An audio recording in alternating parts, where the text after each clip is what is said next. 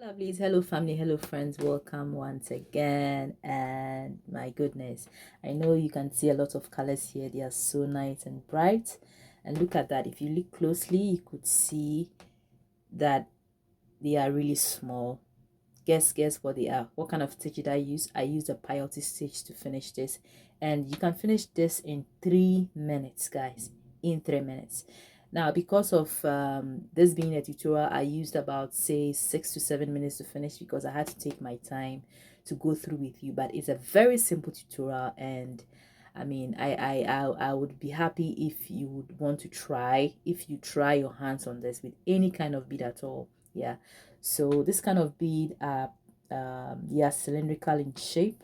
They are not like the round beads or the Toho beads I use. And so they are also 11 seed beads and very quality, made from Japan. Yeah, so guys, please stay with me. Grab your coffee, grab your tea, any drink you want. Get your needle and thread. Get your beads, the beads you have, and let's start something. Tutorial is only going to be about one color bead, which is a pink color. And these beads are cylindrical in shape. Look at that. Yeah, and they are also glass beads, very quality, from Japan. Okay, the 11 seed beads. And also my needle, beading needle. I'll be using my nylon thread here, my pair of scissors, my beading mat in case I forget anything. You're going to read them on your screen, so I'm going to leave them in the description. Okay, so let's get going.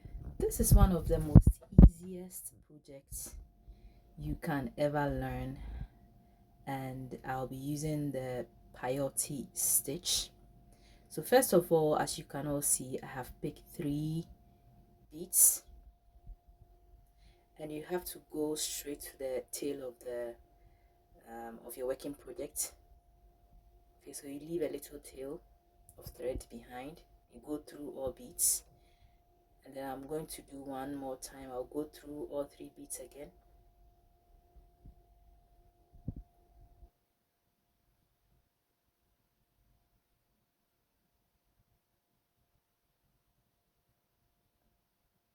So left with the last bead.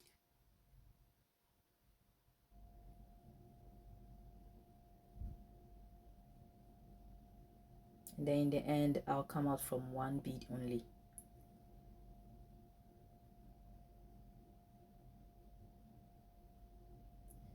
At this point, this is how your work should be looking like. 3 beads.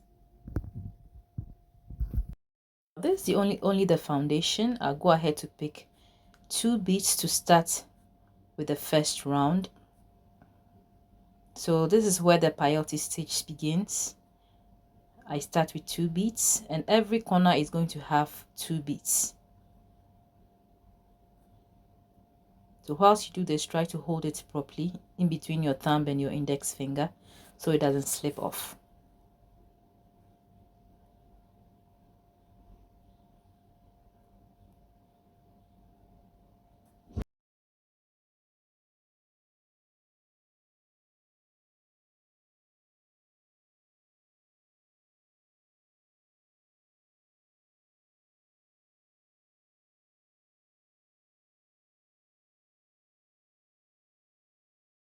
This is the last corner, or the third corner.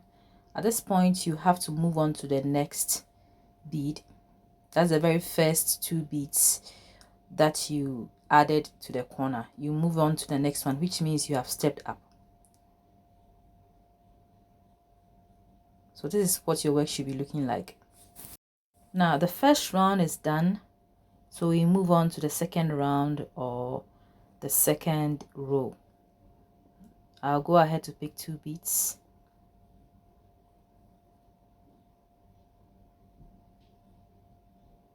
and then I pick a bead,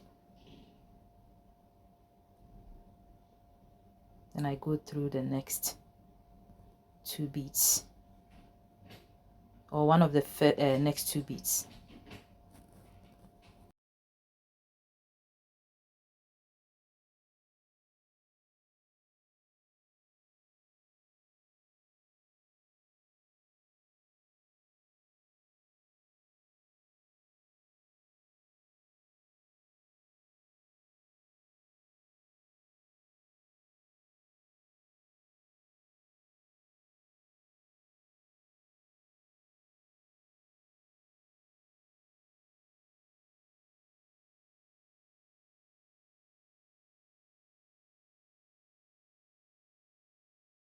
At this point, I'll step up from here as well.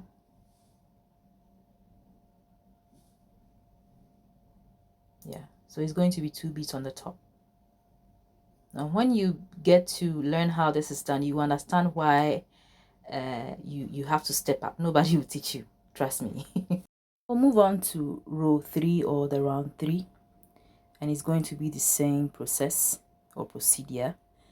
So I pick 2 beads and go on top of every corner. Every corner is going to be 2 beads, that's what I meant.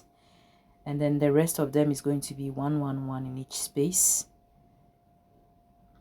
Yeah.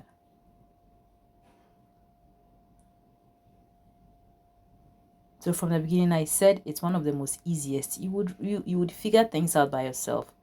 If you get to an area where you have to put 1 bead, you would know. Now I'm going to put 2 beads on top of this corner here because it's 2 beads, and you know it's 2 beads. Yeah. And then the next is going to be 1 1 bead and then 2 beads on top.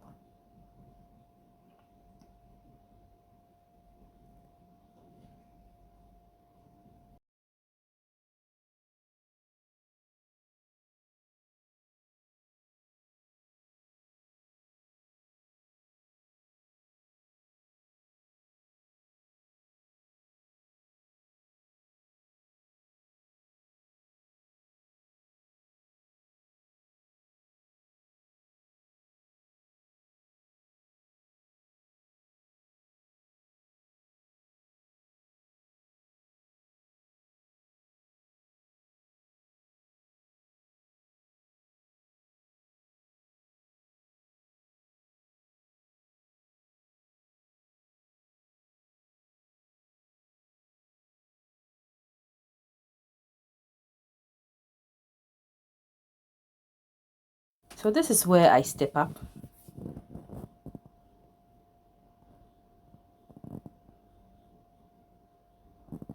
And your work should be looking like this. I'm done with 3 rows. 1 2 3. The very first 3 beads is only the foundation. So which is to also say that you can build as much as you want. You can add more beads and more rows as much as you want. Now the very final row, I'll put 1 bead here instead of 2, which means I'm completing my row.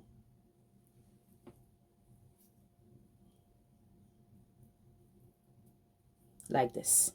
And the rest of it is going to be 1 1 bead.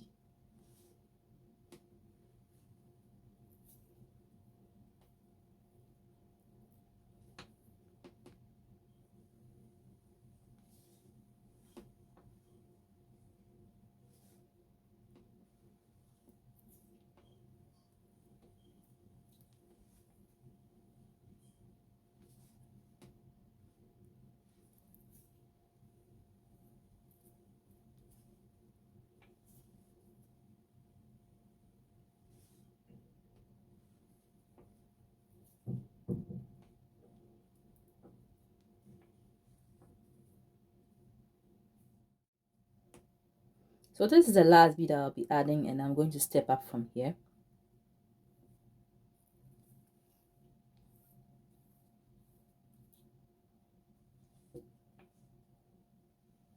So in the end, we have 4 rows, but the last row, which is the 4th row, has only 1 bead.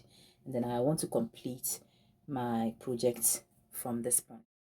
I'd like to cut my working thread, but before I do that, I need to go through some of the beads to secure the whole project before I cut it. I used to do that a lot to avoid my work, or to avoid the beads losing off. I wouldn't want that to happen to me. So as you can see, this is what I'm doing. I'm going through the beads very carefully so the thread do not show in between the beads as well. Finally cut my working thread and also do the same to the tail of the thread. In the end, this is what I have, and this can be used as a pendant for your necklace. It can be a pendant for your bracelet, and it can also be your earring stud. you know, a whole lot. You can build it to be big enough to be anything you want it to be. And so I want you to try this in your various homes, and I know you are going to be fulfilled after this. I'm going to meet you in the next project. Have a nice time. God bless you.